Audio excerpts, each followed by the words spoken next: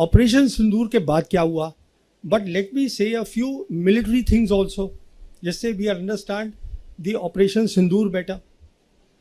तो इसमें मैं आपको 3 बातें बताना चाहूँगा मिलिट्री वाली। पहली बात, starting from the first war of Kashmir, जब लड़ाई हुई हिंदुस्तान पाकिस्तान की, एक सीज फायर लाइन बनी थी 1 जनवरी 49 को। उसके बाद हमने जंग लड़ी पाकिस्तान के साथ, 65 की लड़ी, 71 की लड़ी। See don't worry about Bangladesh, Bangladesh was a gone case for East Pakistan, for Pakistan, because East Pakistan जो था in any case was 1200 kilometres across India. There is no way they could have brought their operational logistics there for war. वो नहीं हो सकता था, वो तो जाना ही था। बट इम्पॉर्टेंट बात यह है, किसी भी जंग में हम वो मिलिट्री लाइन को ऑब्लिटरेट कर ही नहीं पाए। जो सीज फायर लाइन थी आज वो कायम है with a new name, line of control. तो हमें क्या करना चाहिए था? हमें ये करना चाहिए था कि 1990 में जब प्रॉब्लम शुरू हुई कश्मीर की, जब पाकिस्तान ने प्रॉक्सी वॉर अपनी शुरू करी, हमको अपनी कन्वेंशनल कैपेबिलिटी बनानी चाहिए थी। अगर हम अपनी कन्वेंशनल वॉर कैपेबिलिटी बढ़ाते, that would have deterred Pakistan. हमने वो नहीं किया 35 साल। तो एक जो मिलिट्री इशू था प्रॉक्सी वॉर का, proxy war is a military issue, जिसको आपको मिलिट्री मीन से खत्म करना था by building a capability that would deter Pakistan or tell Pakistan that look, there will be a problem if you continue with what you are doing. We never did that. Now with the coming of the Modi government, obviously it has been elevated to a higher level. तो ये हमने कर दिया एक। तो अब मैं थोड़ा सा पॉज करके वापस जाता हूँ, आपको एक बहुत इंपॉर्टेंट बात बतानी भूल गया हूँ, वो बहुत ज़रूरी है। वो बात ये है कि 5 अगस्त 2019 को हमने 370 हटाया, बिना सोचे समझे कि इसका सिक्योरिटी इम्प्लीकेशन क्या है, वो मैं आपको बताना चाहता हूँ। हुआ क्या कि 6 अगस्त को पार्लियामेंट में union home minister Amit Shah ने कहा कि we will be making now the state of Jammu and Kashmir into 2 union territories. उसमें पाकिस्तान ऑक्यूपाइड कश्मीर और गिलगित बल्टिस्तान हिस्सा होगा, union territory of Jammu and Kashmir, Aksai Chin हिस्सा होगा लद्दाख यूनियन टेरिटरी की, लद्दाख की। The same day, Chinese rejected that. They protested. They said, Akshay Chin is with us. It was always with us. You can't show it on your maps, new maps, as part of the Ladakh Union Territory.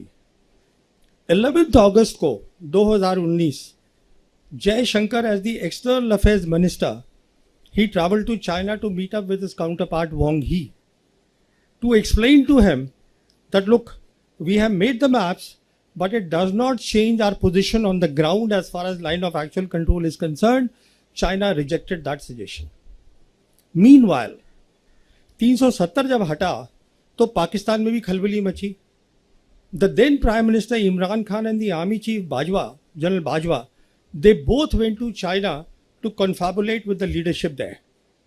Xi Jinping gave personal time to General Bajwa और उन्होंने general Bajwa को ये कहा कि आप development पे focus करिए। मुझे ये बात ऐसे पता है कि अप्रैल 2022 में पाकिस्तान की जो सरकार थी उस समय इमरान खान की, they release the first national security policy and I was one Indian they had invited there. तो वहाँ प्राइम मिनिस्टर भी बोले, वहाँ आर्मी चीफ भी बोले, उसके बाद आर्मी चीफ और मेरी बातचीत हुई। तो मैंने उनसे पूछा, मैंने कहा जी आपकी नेशनल सिक्योरिटी पॉलिसी है, it all talks about connectivity and development, what about the Kashmir issue? So he told me that I had a long meeting with Xi Jinping and Xi Jinping told me personally that you focus on development. What Bajwa did not tell me is that Xi Jinping also told him, जहाँ तक security का ताल्लुक है पाकिस्तान की, we take responsibility for that. तो हुआ क्या, अगर हम लोगों ने ध्यान से देखा होता तो 2 चीजें होनी शुरू हो गई 2019 से। On the political side, the entire Chinese leadership, Xi Jinping downwards, they kept saying that we will support Pakistan security and sovereignty. खुलेआम बोलते थे वो, हमने उसको नज़रअंदाज किया। दूसरी तरफ the Pakistan air force and the PLAAF PLA air force, they started doing advanced exercises 2019 से शुरू कर दी। काराकोरम में करते थे वो, जो हमारा कॉम्बैट एरिया है वहाँ उन्होंने शुरू करा, हमने उसको ध्यान ही नहीं दिया। नॉट ओनली दैट, उस समय से क्या देखा हमने 2021 के अंदर उन्होंने पाकिस्तानी ऑफिसर्स को अपनी वेस्टर्न थिएटर कमांड में एम्बेड कर लिया। Western theatre command is responsible for Arunachal Pradesh. कहने का मतलब ये है जो उनके इंपॉर्टेंट जितने भी मिलिट्री ऑर्गेनाइजेशन थे वो उसका हिस्सा बना लिया उनको, so that they better understand how to tackle India. हमने इस सब चीज़ को देखा ही नहीं बिल्कुल। तो सिचुएशन ये है कि हमें एक बात समझ में नहीं आई हमारी मिलिट्री लीडरशिप को कि it is no longer after 5th August 2019 about India Pakistan. It is no longer about a 2 front war. China आपसे लड़ाई नहीं लड़ेगा, उसको ज़रूरत ही नहीं है लड़ाई लड़ने की। It was since then about 1 front reinforced war, जो मैं 2019 से अपनी 2 किताबों में लिख चुका हूँ। Basically what meant that was, I explained that this is the term that I coined and I said what this is, you will fight with Pakistan but China will be helping Pakistan to the hilt without showing its hand. इस लड़ाई की आप तैयारी करिएगा, but हमारा वो narrative था, हमने उसको कायम रखा। तो अभी आपको एक ओवरऑल सिचुएशन मैंने बता दी है कि ये था बैकग्राउंड उसका सिंदूर का। अब होता है ऑपरेशन सिंदूर। ऑपरेशन सिंदूर की 3 खास बातें मैं आपको बताना चाहता हूं। पहली बात, आवर रिस्पॉन्स वॉज डिसप्रोपोर्शनेट। एक टेरर अटैक हुआ, हमने उसको जवाब दिया with a conventional war, that too at the highest level. Hindustan और पाकिस्तान के बीच में the 2 air forces will lead the war period. और ये हमने पहली बार नहीं किया, हमने किया था बालाकोट में पहली बार 2019 में, and we expose the limitations of the Indian air force. मिसाल के तौर पर हमने बालाकोट में हमारी एयरफोर्स ने ऑपरेशन बंदर करा, चुपके से जाकर वी कॉट देम अनअवेयर, उनके रडार्स बंद थे, we cross the their air space और हम अपना BVR छोड़कर आ गए। Next morning they retorted, they came back to us with a response which is what they call the Operation Swift Retort। याद होगा आप लोगों को, दिन के टाइम उन्होंने किया और उनका फोकस क्या था? उनका फोकस था military targets, not non military targets. आप कभी एयरफोर्स नॉन मिलिट्री टारगेट्स पे इस्तेमाल नहीं करते बाबा। उनका फोकस था मिलिट्री टारगेट, और उन्होंने क्या देखा, हमारी इलेक्ट्रॉनिक वॉरफेयर बहुत कमज़ोर थी। सिंपल वर्ड्स में इलेक्ट्रॉनिक वॉरफेयर का मतलब ये होता है कि काबिलियत की आप दूसरे का कम्युनिकेशन को जैम कर दे। तो हमारे जो ऑफिसर थे उनका कम्युनिकेशन जैम हो गया, he was taken prisoner of war. हम कुछ लेसन नहीं सीखे, बट वो सीख गए कि इलेक्ट्रॉनिक वॉरफेयर पे फोकस करो। This is the key to the modern warfare. Electronic warfare होता है what is called, I won't give a technical explanation, it is something that is called electromagnetic spectrum. बहुत ज़रूरी चीज़ है। होता क्या है कि एटमॉस्फेयर में 7 तरीके की इलेक्ट्रोमैग्नेटिक वेव्स हैं। एक मिसाल के तौर पर है विजिबल लाइट। जैसे आप लोग मुझे देख रहे हैं, मैं आपको देख रहा हूँ, this is only possible because visible light है। सिमिलरली एक एक्सट्रीम पे है उनके रेडियो वेव्स, जिससे हम कम्युनिकेशन करते हैं। एक्सरे होती है जो हमारी एक्सरे मशीन में काम आती हैं। माइक्रोवेव है जो हम माइक्रोवेव चलाते हैं। कहने का मतलब ये है, ये जो चीज़ है इलेक्ट्रोमैग्नेटिक स्पेक्ट्रम, अगर आप किसी भी फौज के पास एक काबिलियत है इसमें compete करने की, तो वो लड़ाई जीत जाएगा। दूसरा अगर उसमें नहीं compete कर जाएगा वो लड़ाई हार जाएगा। It's simple as that. This is today the crux of the modern warfare, to have a superiority in the electromagnetic spectrum, and the part of that is electronic warfare. How do you jam the communication of the enemy? This is the lesson that they learned.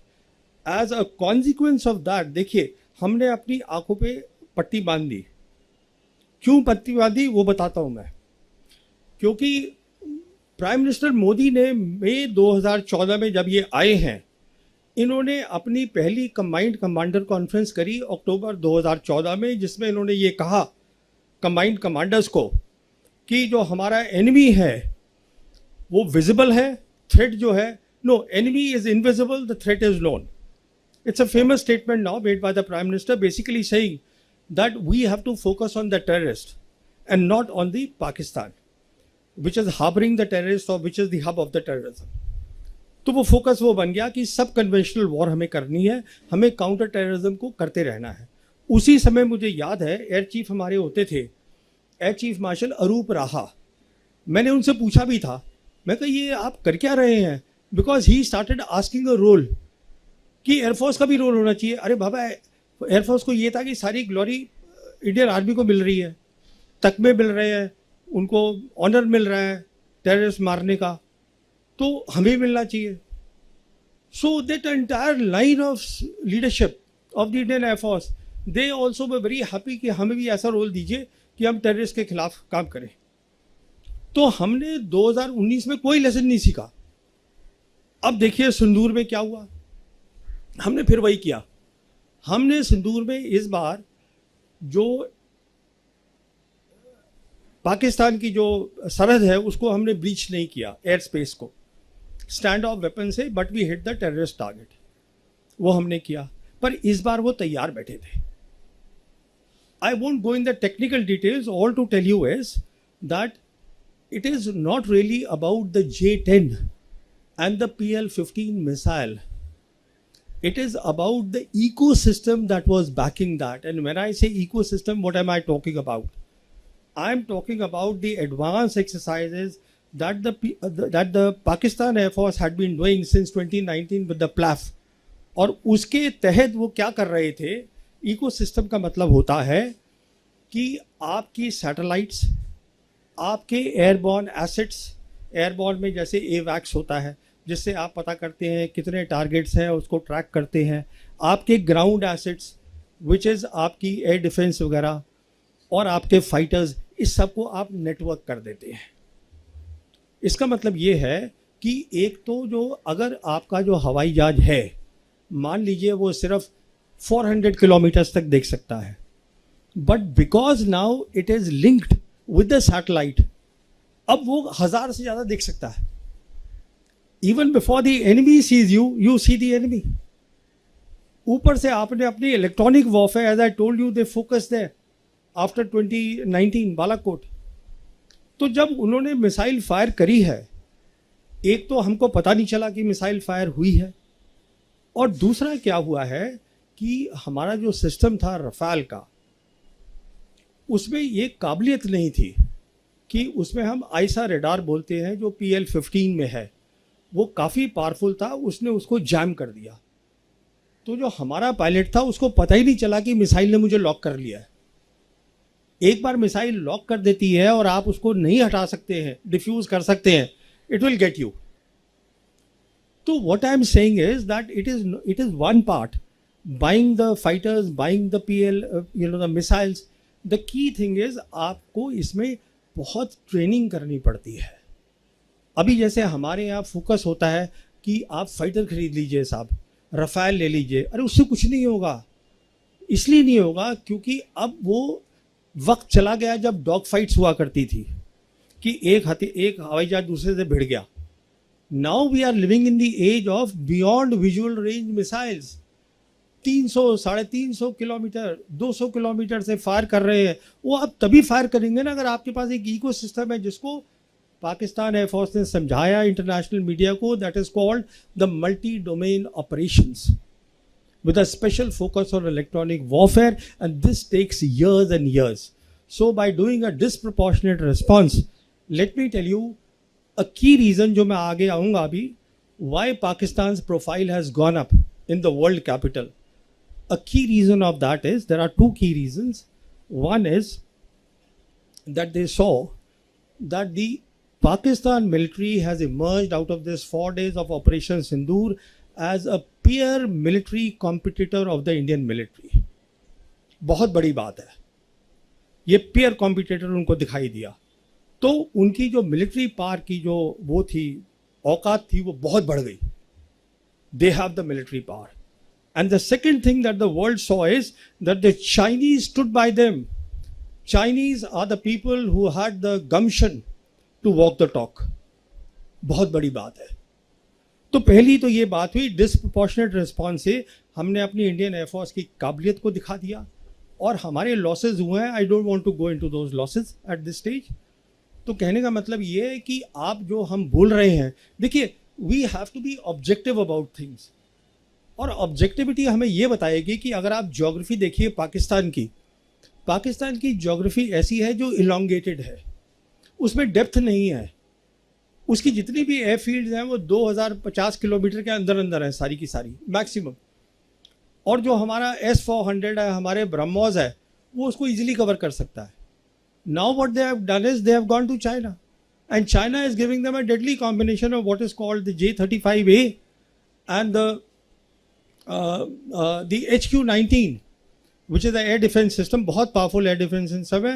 It is meant for the IRBMs, intermediate range ballistic missiles, and the KJ-500, which is the airborne assets. तो ये एक बहुत बड़ा combination है जो उनको मिल रहा है. And I won't be surprised, वो पैसे वैसे नहीं लेंगे, उसको ऐसे ही दे देंगे क्योंकि उनको फ़ायदा हो रहा है दो तरीके से.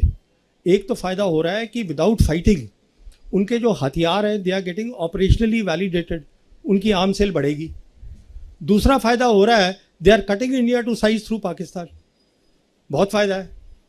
तो कहने का मतलब ये है, दोनों ने लेसन लड़े हैं, सीखे हैं, पर हमारा लेसन जो है हमें उस पर ध्यान देना है.